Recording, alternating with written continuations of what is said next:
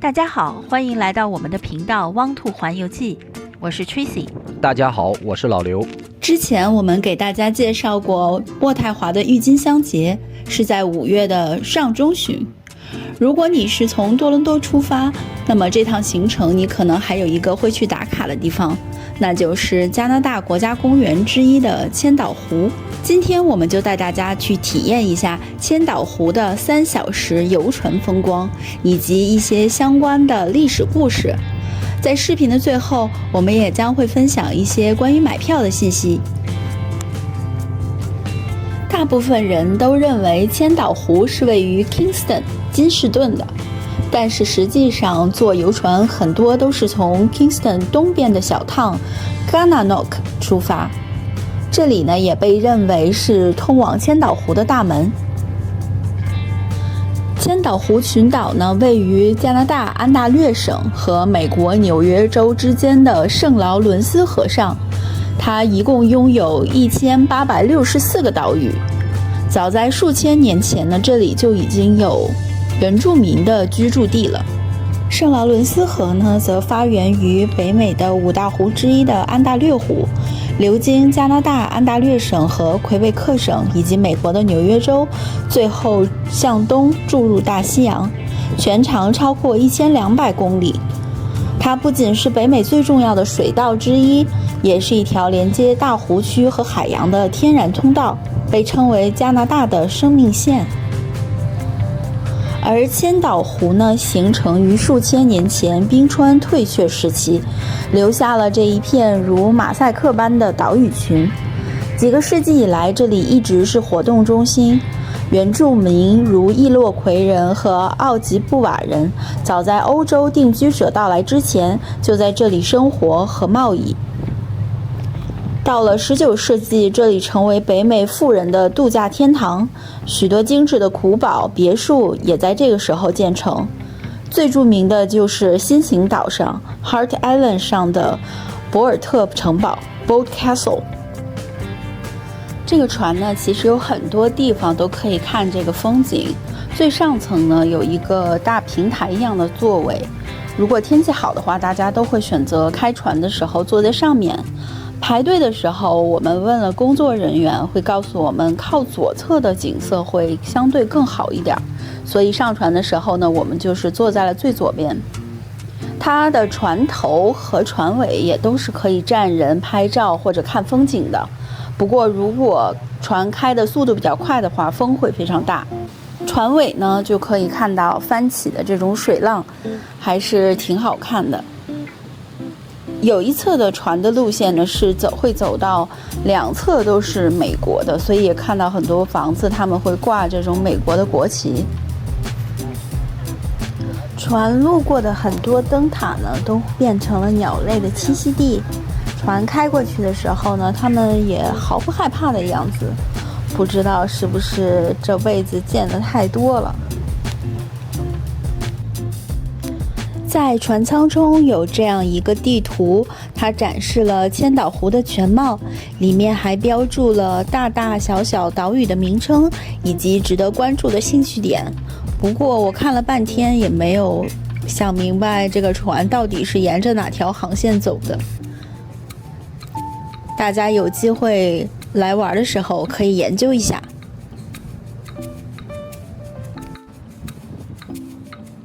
之后呢，我们会经过一个大桥，这个桥是连通加拿大和美国的一个桥，车辆在上面来来往往，十分的繁忙。在这附近的加拿大这一侧，还有一个 1000 Island Tower 千岛湖塔，可以开车过去，然后爬楼梯爬到这个塔上面去俯瞰整个千岛湖周边的风光，也是十分有特色的。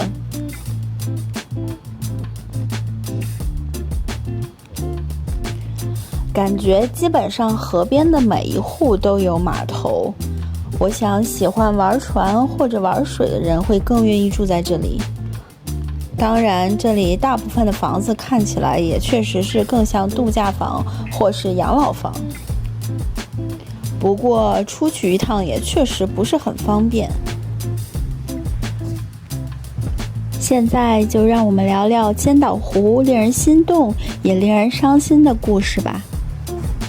千岛湖的核心地标呢是博尔特城堡，这座位于新岛上 Hart Island 上的浪漫城堡呢，不仅是圣劳伦斯河上最有名的地方，也承载了一个爱和失落的动人故事。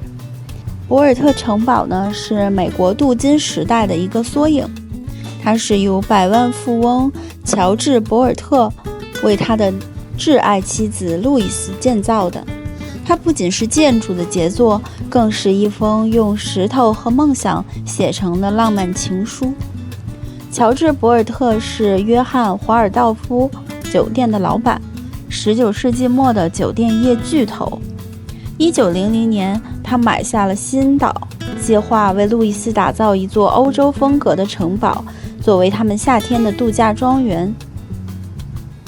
城堡的设计灵感来自于德国莱茵河的古堡，拥有127个房间，一个巨大的宴会厅，精美的花园，甚至还有一座钟楼。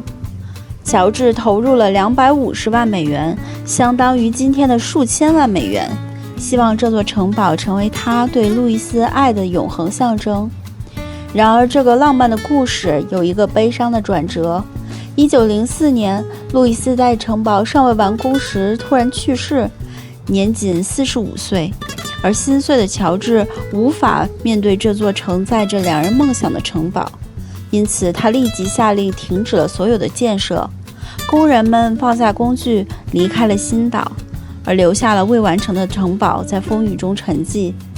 接下来的许多年，博尔特城堡暴露在风雨中，逐渐破败，成为千岛湖上一座神秘的废墟。直到1977年，千岛湖侨务局才接管了新岛，开始大规模的修复工程。如今，博尔特城堡焕然一新，成为千岛湖最受欢迎的旅游景点之一。你可以漫步在修复大厅，欣赏精美的马赛克地板和彩色玻璃，或者是探索岛屿上的其他建筑，比如发电站或是意大利花园。值得一提的是，有一些房间仍然保留了未完工的一个状态，提醒着游客们它的悲伤的历史。当然，这座岛屿属于美国，所以如果要登岛的话呢，需要美国签证，或者是加拿大的护照，或者美国护照。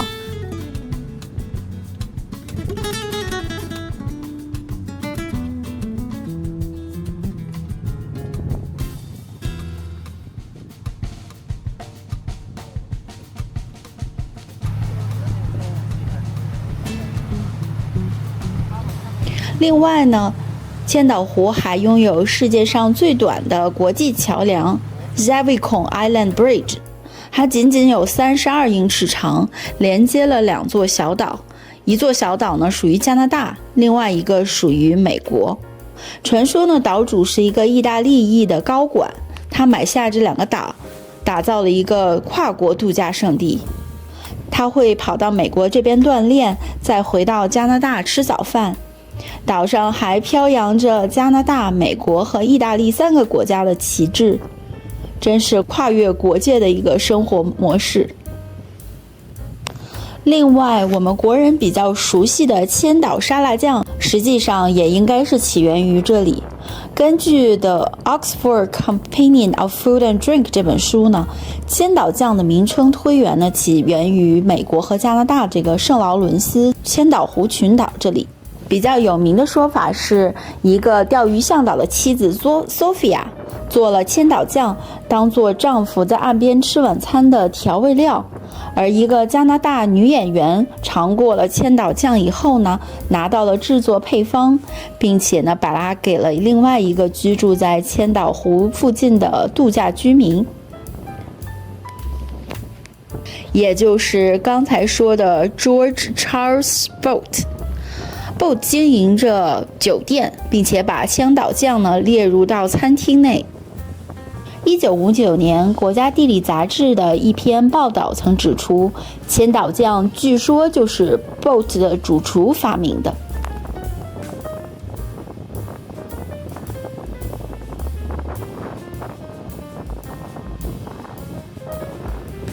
说实话，船上的风其实还是挺大的，尤其是回程的时候，感觉加速了。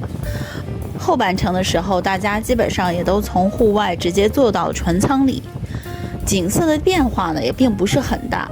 所以如果是来坐船的话呢，一定要挑一个晴朗、阳光好并且暖和一点的日子，这样可以多拍拍照，也不会觉得很无聊。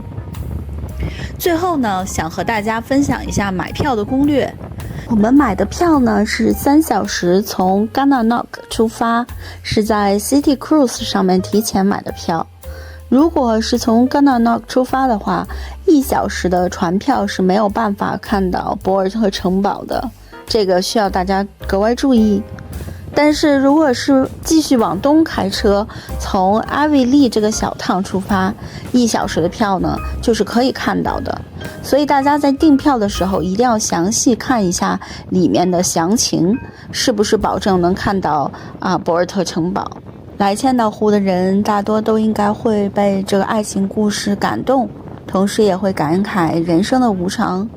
有人为了爱造一座城堡，也有人为了爱翻山越岭去见一个人。愿你也能在这片湖光中遇到那个愿意为你造梦的人，或者成为那个为自己造梦的人。怎么样？你觉得这一次千岛湖的旅程如何呢？如果你喜欢我们的视频，请点赞、关注、订阅，感谢你的支持。我们下期再见。拜拜。